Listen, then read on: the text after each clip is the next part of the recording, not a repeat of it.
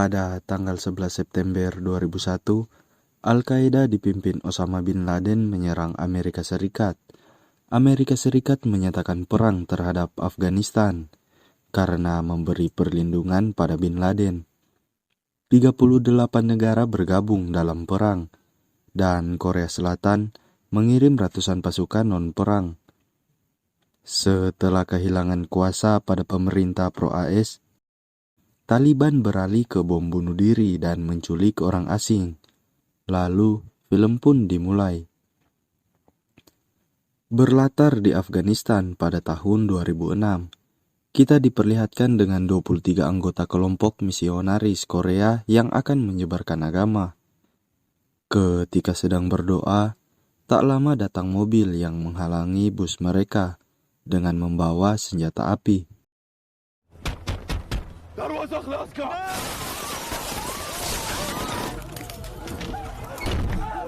Kelompok bersenjata itu menembaki supir yang mencoba untuk kabur dan membawa 23 anggota misionaris tersebut.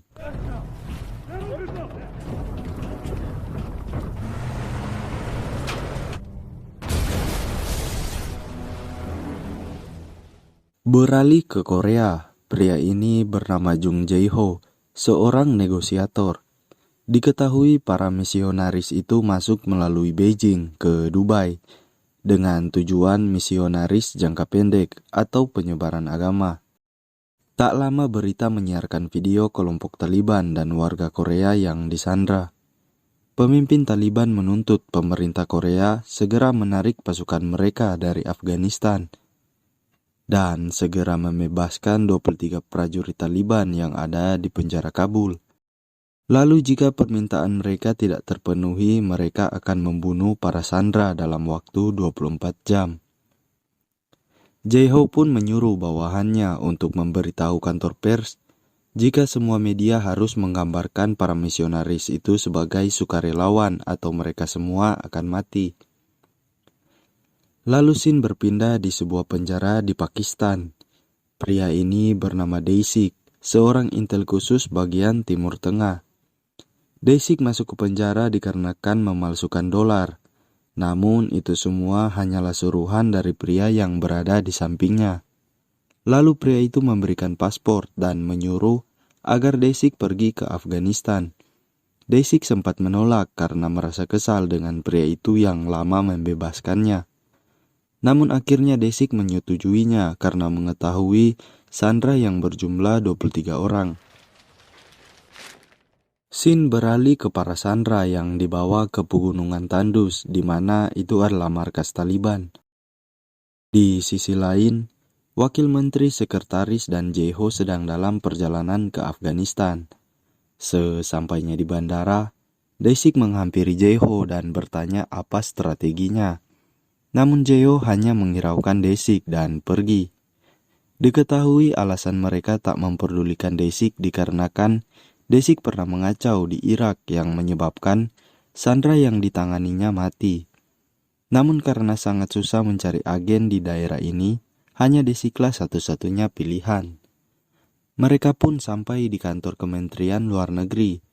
Wakil Menteri meminta agar pihak Afghanistan membebaskan anggota Taliban yang dipenjara.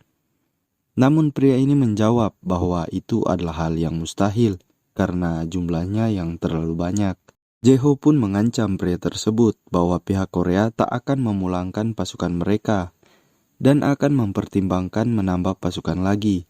Setelah selesai rapat, Jae-ho menghubungi menteri dan berkata bahwa pertukaran sandera tak akan membutuhkan waktu yang lama. Ketika sedang berada di toilet, Jae-ho dihampiri Dae-sik.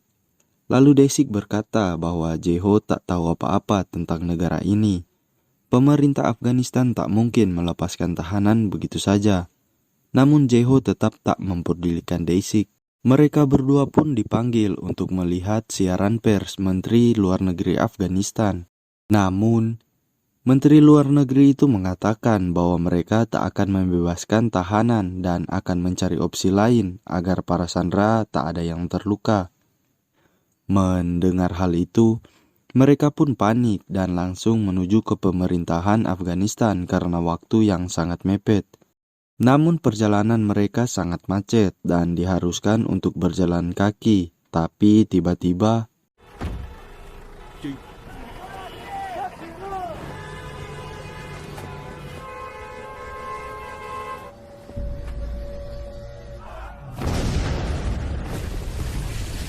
karena kejadian itu, banyak korban jiwa yang berjatuhan. Namun untunglah Wakil Menteri dan Jeho masih bisa selamat. Tak lama, Pak Menteri menelpon Jeho menanyakan keadaan. Dan Jeho pun menjawab bahwa mereka harus mengumumkan penarikan pasukan mereka atau Sandra akan mati. Mendengar hal itu, Pak Menteri sempat menolak dan berkata mengubah sikap kita berarti mengakui kita bersalah. Jeho pun hanya berkata jika Menteri melihat keadaan di sini, mungkin Menteri akan memilih jalan itu. Ketika sedang menerima pengobatan, tak lama sekretaris datang dan memberitahu Taliban yang memperpanjang waktu mereka 24 jam lagi. Mendengar hal itu, Jeho bergegas menemui Menteri Luar Negeri Afghanistan guna menanyai kesepakatan mereka tadi. Menteri Luar Negeri itu menjawab bahwa Jeho hanya mementingkan para sandera, sedangkan pihak Afghanistan akan terus melawan Taliban bahkan setelah Jeho pergi. Menteri Luar Negeri itu meminta agar Jeho mengerti ini adalah keputusan yang rumit. Beralih ke Desik yang mencari seseorang yang bernama Kasim, yang mana dia adalah orang Korea yang menguasai bahasa Afghanistan. Kembali ke Jeho yang bertanya ke Wakil Menteri, ternyata mereka bisa menggunakan uang tebusan untuk para sandera. Namun Wakil Menteri menyembunyikan hal itu karena tak mau reputasi mereka tercoreng. Si Wakil Menteri juga sudah punya rencana lain untuk membebaskan para sandera, yaitu dengan metode jirga. Jirga merupakan dewan pemimpin suku Afghanistan. Secara praktis, semua masalah di Afghanistan diputuskan mereka. Jika mereka mengeluarkan keputusan, para sandera bisa dibebaskan tanpa pertukaran tahanan. Dan yang ditugaskan untuk menemui jirga yaitu Desik dan Kasim. Alasan Desik mencari Kasim yaitu guna untuk mentranslate pembicaraan. Sesampainya di tempat tujuan, Kasim langsung memberitahu bahwa dia kenal dengan ponakannya kepala suku yang bernama Ismail. Di mana saat bom meledak, Kasim membawa Ismail ke tempat medis Korea. Kepala suku pun berkata, teman ponakannya adalah temannya juga, dan menanyai tujuan mereka ke sini. Desik menjawab terkait sandera Korea yang ditahan Taliban, dan menunjukkan foto bahwa sandera itu hanyalah sukarelawan agar meyakinkan si pemimpin suku, serta memberikan sebuah iPhone 16 Pro Max. Tak lama, datanglah Jeho dengan tujuan ingin meminta bantuan juga. Representing Korea.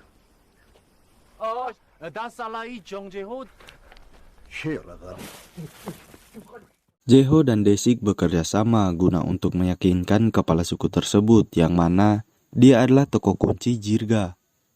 Desik menjelaskan bahwa kepala suku itu adalah keturunan kerajaan dan tak boleh disentuh Taliban karena garis keturunan penting dalam agama Islam di Afghanistan.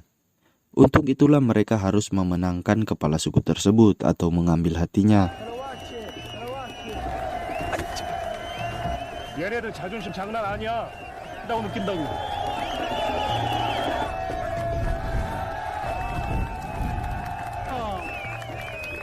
독한 하시시라고 이 양반아. 나랬는데 하지 마. 아니야. Besoknya, kepala suku berkata bahwa dia ingin membantu membebaskan para sandera karena ingin menunjukkan Islam menghormati kehormatan dan menyambut tamu.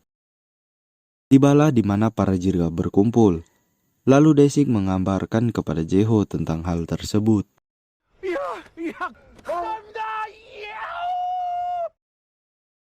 Di Korea, terlihat stasiun TV yang menyiarkan siaran langsung dan membahas tentang misionaris tersebut.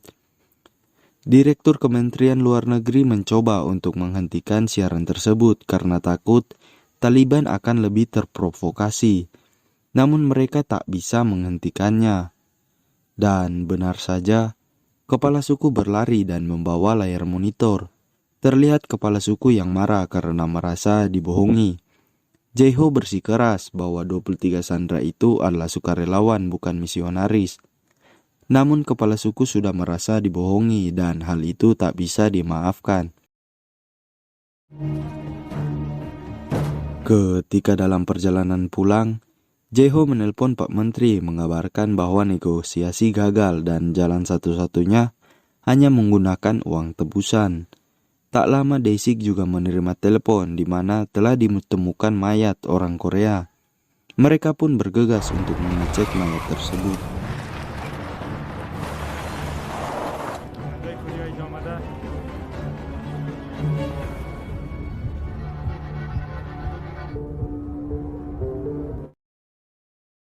Ketika sedang istirahat, bawahan mereka mengabari bahwa dia menemukan video di situs Taliban.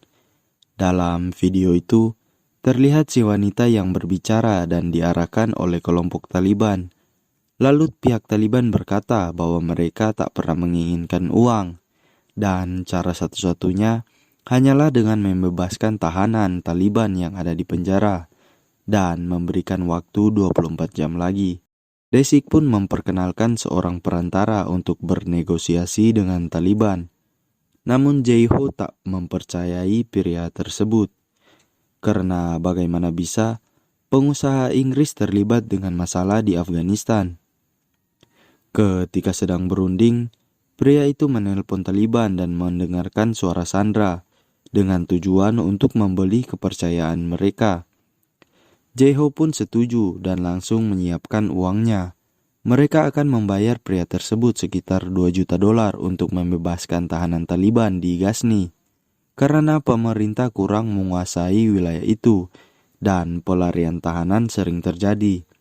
Singkatnya seperti main orang dalam. Mereka pun langsung melakukan pertukaran dengan membebaskan para tahanan terlebih dahulu lalu memberikan uangnya. Di kantor, bawahan Jae-ho menemukan bahwa Abdullah itu palsu, yang mana Abdullah yang asli bernama Peter Merced telah mati di Kuwait.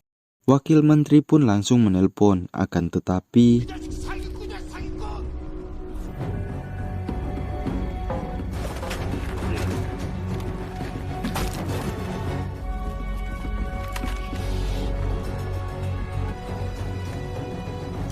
Dae-sik pun berusaha untuk mengambil kembali uang tersebut. Sudah jelas di situasi saat ini, banyak pihak yang ingin mengambil keuntungan dengan menipu pihak Korea. Dan untungnya, Dae-sik berhasil melumpuhkan penipu tersebut.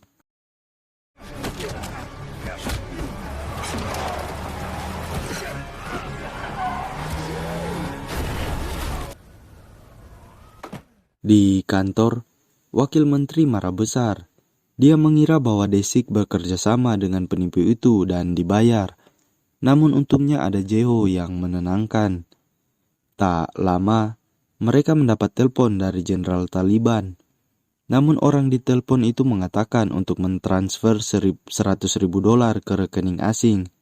Dan mereka akan membebaskan 30 orang Korea. Jelas itu hanyalah tipuan dari pihak yang ingin mengambil keuntungan dari kasus ini.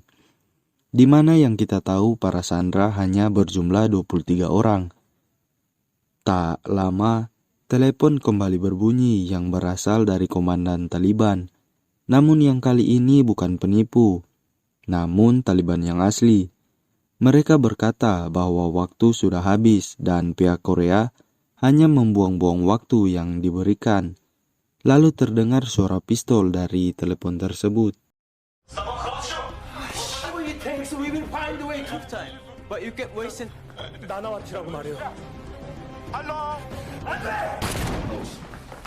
Karena sudah memakan korban kedua, Pak Menteri pun turun langsung ke Afghanistan untuk menyelesaikan masalah ini. Ketika sedang tidur, Jae-ho dibangunkan Dae-sik dan bertanya mengapa Pak Menteri menjalankan operasi militer. Jae-ho yang tak tahu apa-apa itu pun bertanya kepada Menteri. Namun Pak Menteri tetap dalam keputusannya untuk melakukan misi penyelamatan sandera dan meminta agar Jae-ho berkemas dan balik ke Korea. Jae-ho pun memperingati Pak Menteri bahwa itu akan membahayakan para sandera. Ketika sedang berkemas, Jeho tak sengaja melihat berita keluarga korban yang memohon dengan putus asa. Jeho pun tergerak hatinya. Dia menelpon sekretaris presiden guna meminta izin untuk bernegosiasi langsung dengan Taliban. Namun permintaannya ditolak begitu saja. Ketika ingin pergi, Jeho mendengar bunyi telepon dari kamarnya. Dia pun berlari, yang ternyata itu adalah telepon dari presiden. Pak Presiden bertanya apakah masih ada kemungkinan untuk berhasil lewat jalur negosiasi. Dan Jeho pun menjawab bahwa dia akan berusaha semaksimal mungkin untuk menyelamatkan para sandera. Pak Menteri pun marah besar karena bernegosiasi dengan teroris akan menodai diplomasi mereka. Jeho pun menjawab dengan lantang bahwa sejauh yang dia tahu, tugas mereka adalah membebaskan para sandera, bukan menjaga nama baik mereka. Mereka pun menyusun rencana untuk misi ini. 접선 장소 인원이 좀 많네요. 네, 그런 것 같아. 제발, 그게 같은 한국 사람끼리니까 제발. 믿어.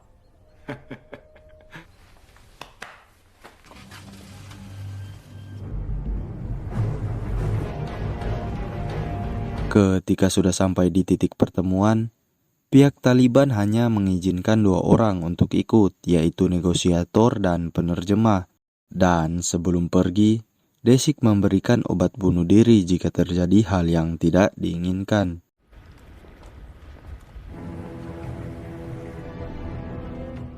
Sesampainya di markas Taliban, Jeho ditanya apakah dia telah membawa jawaban yang diminta pihak Taliban, yaitu pembebasan tahanan. Namun Jeho tak menjawab. Dia berkata ingin melihat kondisi para sandera terlebih dahulu. Ketika sudah melihat para sandera, pria itu menanyakan kembali tentang jawaban yang dibawa Jeho. Namun lagi-lagi Jeho meminta agar pria tersebut melepaskan 3 sandera, guna untuk memastikan apakah benar pria di depannya adalah orang yang berkuasa di sini. Dan jika dia melepaskan 3 sandera, maka muslim di seluruh dunia akan merasa bangga. Pria itu pun hanya melepaskan 2 sandera dan berkata, itu adalah hadiah dari Allah.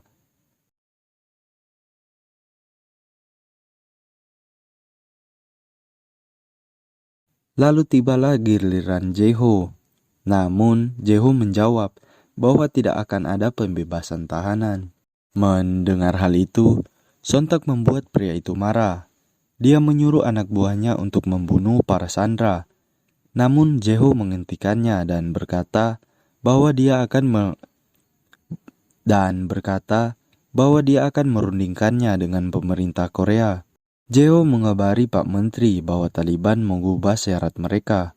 Pihak Taliban ingin mereka membebaskan semua tahanan pada tengah malam. Jika dihitung, berjumlah 300 orang. Jika permintaan itu tak dipenuhi, pihak Taliban akan membunuh semua para sandera. Mendengar hal itu, Pak Menteri pun berpikir bahwa negosiasi sudah gagal karena tak mungkin mereka membebaskan 300 tahanan Taliban. Pak Menteri pun bergegas untuk pergi ke pangkalan militer guna melakukan penyerangan. Karena tak ada kabar dari pemerintah Korea, pria itu pun merasa ditipu Jeho dan ingin membunuhnya. Namun tak lama, terdengar suara bom yang mana pemerintah telah melancarkan serangan udara. Jeho pun mencoba mengelabui pria itu. Namun pria itu sudah membaca gertakan yang diberikan Jeho, lalu menyuruh Jeho untuk menelpon pemerintah guna menghentikan serangan ini. Jeho pun berkata satu-satunya cara untuk menghentikan pengeboman ini adalah memberitahu bahwa mereka sudah sepakat. Mengapa bertindak sejauh ini? Kaulah yang paling tahu bahwa pembebasan tahanan adalah hal yang mustahil, kata Jeho. Lalu pria itu bertanya mengapa Jeho berpikir begitu. Dan Jeho pun berkata, karena pihak Taliban sebenarnya menginginkan uang. Mendengar hal itu, pria di belakang Jeho marah karena seperti menghina mereka, namun langsung ditembak komandan tersebut. Komandan itu pun menyuruh semua orang keluar membiarkan mereka berdua bernegosiasi. 50 million. 40. 20. Send all your troops home. Afghanistan in a month. For good. Your foot again in this country. Korea. Setelah semuanya selesai, Jeho pun mengabari bahwa negosiasi telah selesai dan mereka akan membebaskan para sandera.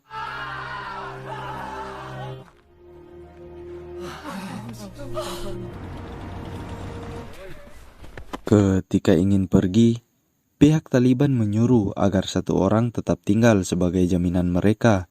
Jika tak mau, maka mereka tak boleh pergi dari sini. Jeho pun berkata agar dia saja karena dia adalah perwakilan negosiasi ini. Namun Desik menawarkan dirinya karena tugas Jeho sudah selesai, lalu berkata bahwa keberuntungannya bagus.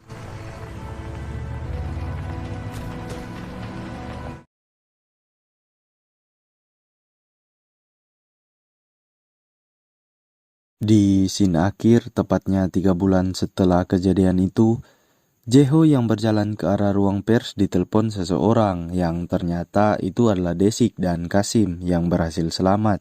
Film pun ditutup dengan menteri yang memberitahu bahwa ada kasus penyanderaan di Somalia. Lalu film pun berakhir.